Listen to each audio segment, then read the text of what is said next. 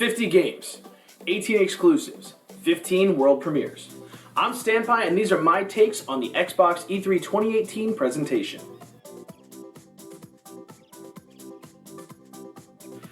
Overall, I want to start by saying that Xbox had a great show this year. When it comes to what kind of content you want to see from an E3 presentation, unless it's the next generation of consoles, you don't really care about a lot of new hardware stuff. So we really got focused on the games, the nitty-gritty of what's going to be coming out in the near future in the terms of software. That's great.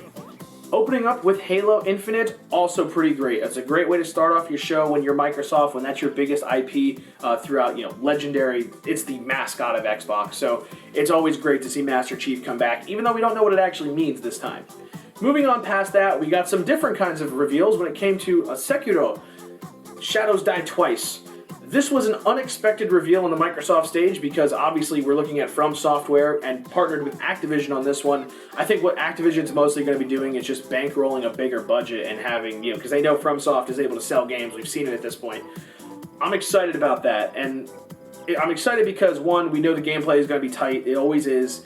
We also can expect, with this Japanese samurai, slightly steampunk, but not a whole lot, we can expect some pretty crazy stuff to go on, and I'm expecting at least good gameplay, if not an overall great experience. And I know a lot of friends of mine, just like they're crazy about Bloodborne, they're going to be looking into this. Now, something I want to mention here that's going to be concurrent with a lot of the other games, it doesn't necessarily mean that the game is only coming to Xbox or Windows 10. It's probably going to release on every platform, at least PS4 as well. So what that means is, they were premiering the game, but that doesn't extend beyond hype for what was revealed during their conference. It doesn't necessarily benefit Microsoft directly because the console that it'll be on is whatever you buy it for. But that's just what I can gather from it so far, and we'll see this with a lot of other titles from all the third-party developers that work on it. Which brings us to our next third party that's also on multiple platforms, Square Enix. Now, we saw a few things from Square during this presentation, but the thing that I want to stand out, at the beginning, like the big shockers, like, oh my god, it's Kingdom Hearts again! So Kingdom Hearts 3, we got a release date yesterday, so the appeal for most people was like, oh man, well, at least we get to see some cool new footage. That said, the new worlds look cool, the characters being brought in from those new worlds of Disney Animation Studios and Pixar are cool. The game itself doesn't seem that cool when it comes to narrative. I've played Kingdom Hearts for years, and I find myself sitting here going, that's kind of dumb and cheesy. And I don't want to upset anybody, even though I know I will, and I'll probably make a whole other video about this, but I have such mixed feelings about it. But good job, Microsoft, having that on your stage. Really exciting. So, the next big thing that I felt came from them was the purchase or acquiring of numerous new studios to join the Microsoft Game Studios family. I think for a company like Microsoft, having these people kind of in your pocket now is great for the future of those particular studios on your platform because you can see them turn into something great. Now, we've seen some companies when they acquire studios, those studios then die off. So that's always something to be apprehensive about. But I think right now, this is a good time to be owned by Microsoft. Just because these studios are making games, they're not studios that are being repositioned and reused like Rare is not what Rare used to be, but that's okay in the context of we're not pulling Rare out of their golden era right now and using them for other stuff. When Microsoft bought Rare, at least it was during, the last things they released were things like Viva Pinata, so it was a good game. Putting that aside, seeing these new studios being brought in is a good thing for Microsoft, and it could be a good thing for them as well, for the studios. One that really got a big shout out was Compulsion Games because they're making We Happy Few, which we got to see last year. We got to see more of this dystopian society in another trailer this year, but we still haven't gotten the chance to play it. So obviously Microsoft feels like there's something really big here. We want to capitalize on it and keep it for ourselves. So we're going to buy the studio up. I guess that's business practice, but either way, I think for a lot of people this is going to turn out to be a good thing, especially if you own a PC or an Xbox, which that's kind of mandatory.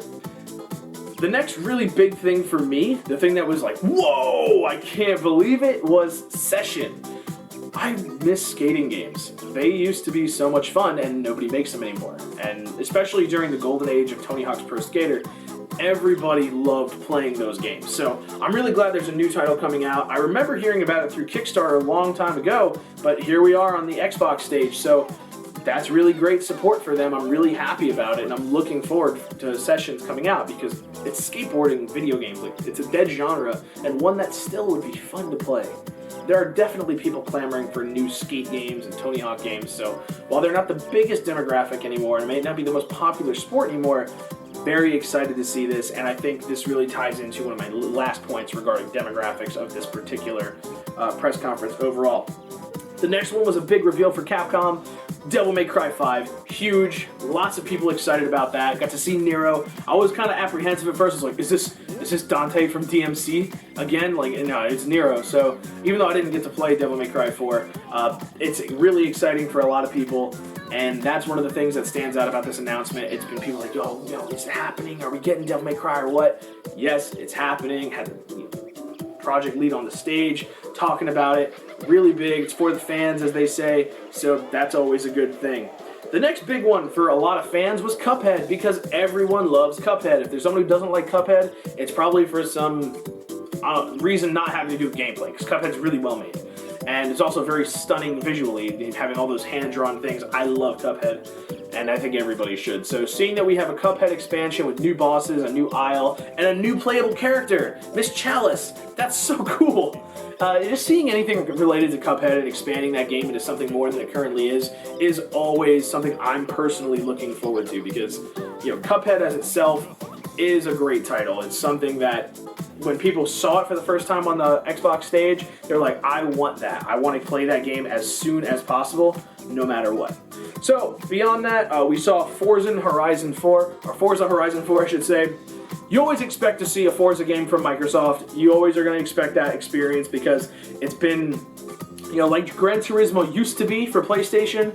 This is really, I think, the main racing franchise now that people really look at, like, for fidelity and experience. I think this is their IP. They hold it, and it is, if you want to play a quality racing game, people generally refer to Forza. So the game looked cool, the seasons look cool. For me, I'm not into racing games, but I'm giving this a shout out because I think this is a really big deal for fans of that genre, and that's a good thing.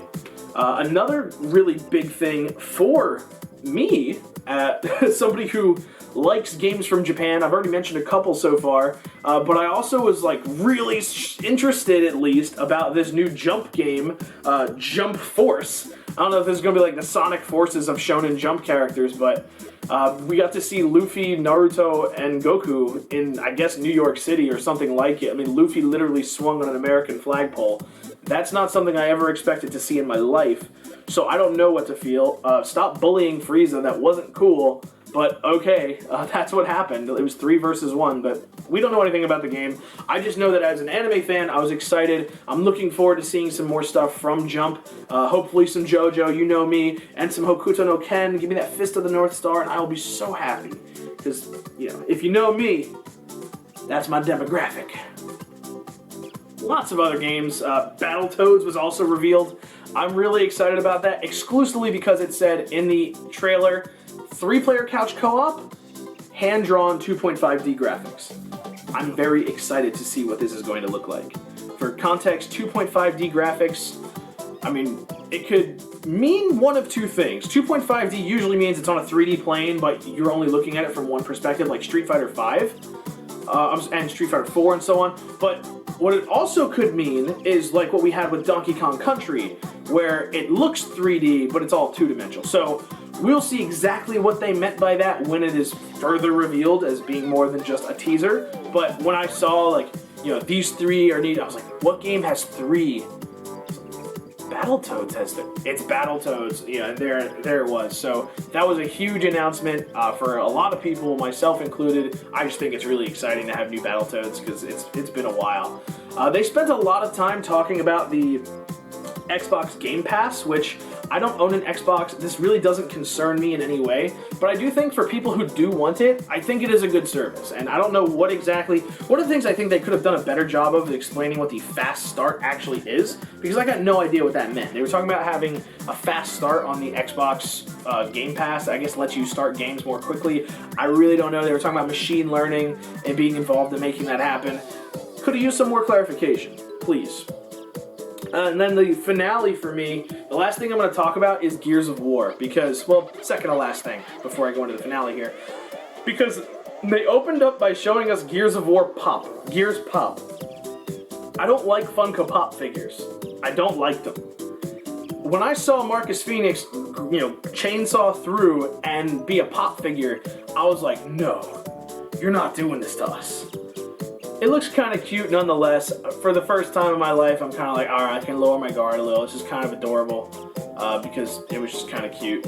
And then they moved on to Gears Tactics, which is something that looked kind of like XCOM. So I'm also interested in that. I think it's interesting because the plot they talked about is it's before Gears 1, and there's a lot of lore back there that most people don't explore. As a person who enjoys Gears of War, I think it's a really great time to learn a little bit more of that lore if you're just a person who plays the games and doesn't look at any external media. But definitely excited about its existence, and I thought, okay, they're going to talk about this other Gears stuff, but thankfully, yes, Gears 5 exists. There's a new Gears of War game. I'm going to buy it. I'm going to buy it because Gears is a great franchise, and it's one of the best ones that Microsoft has in their dispensary of great titles. So, really looking forward to Gears of War 5. Not 100% on the plot because I don't really know much about it.